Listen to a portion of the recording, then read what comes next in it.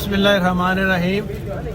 अल्लाह के फजल व करम से मैं बिल्कुल बेगुनाह हूँ और ये मैं बात कर रहा हूँ अल्लाह ताला को हाजिर नाज़र करके, और मुझे अपनी अदलिया पर भरोसा है।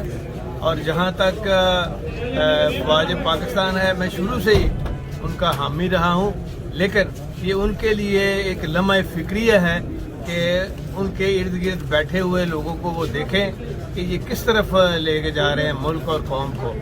और मैं ये समझता हूँ और मेरा मैसेज है तमाम पीटीआई के लोगों को कि अल्लाह के फजल करम से आप सच पे हैं, हक पे हैं, पाकिस्तान के लिए खड़े हैं, तो आप स्ट्रांग रहें। आपने बिल्कुल पीछे नहीं हटना, तकड़े हो जाएं बस इंशाअल्लाह ताला।